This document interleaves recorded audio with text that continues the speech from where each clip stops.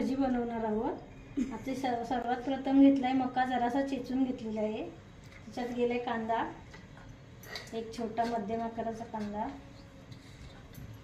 त्याच्यानंतर गेली भरपूर सारी कोथिंबीर। त्याच्यानंतर काही मसाले घालूया। हळद, थोडा गरम मसाला, थोडं लाल तिखट चवीनुसार, आलं लसूण मिरचीची पेस्ट,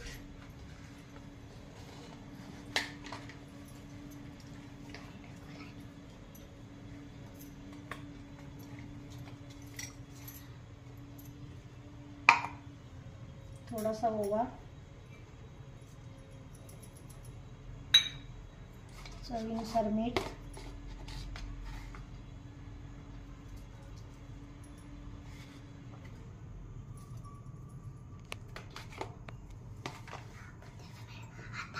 थोडंसं तांदळाचं पीठ, कुरकुरीत होण्यासाठी कॉर्नफ्लॉवर नसेल तर तांदळाचं पीठ वापरलं तरी चालू शकतं। हे बेसन,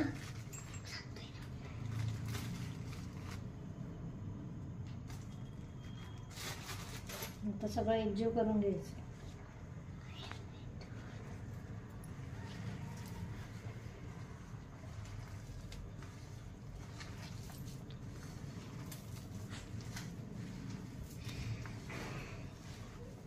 पाणी नाही घालायचं, त्याला पाणी सुटतं आपणच।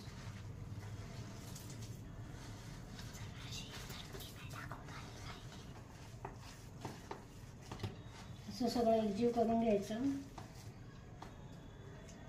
पाणी नाही वापरलं अजिबात। तर आपण तेल तापायला ठेवूया। आता फ्राय करण्यासाठी आपण तेल तापायला ठेवतो।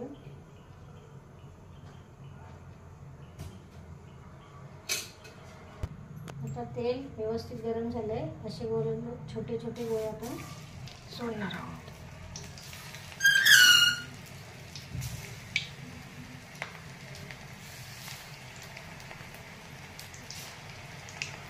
पूर्ण गोल आकार द्यायचा नाही त्याला, म्हणजे क्रिस्पी होत नाही।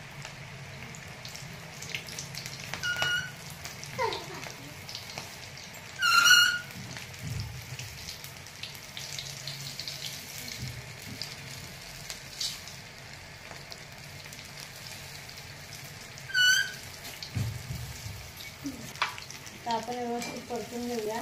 मंद गॅसवरती तळून घ्यायचे व्यवस्थित। गॅस आहे व्यवस्थित हलकी पलटी करून चांगले शेकून घ्यायचे।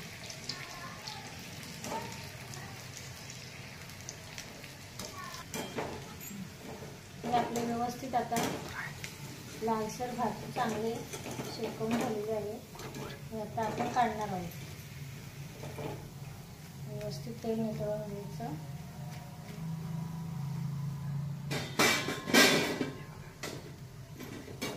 परत आहे तसेच प्रोसेस परत सुरू करायची। परतचे टाकून घ्यायचे। गॅस मंद आहे, अजिबात मोठा नाही।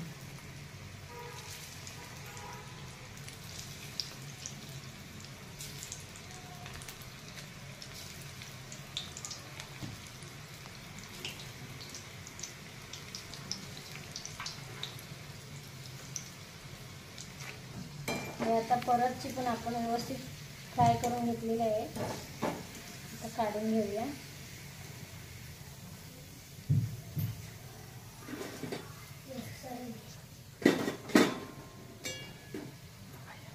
हे बघा सुंदर झालेले क्रिस्पी।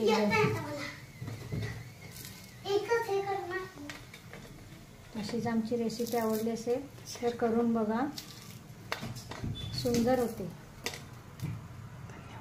धन्यवाद।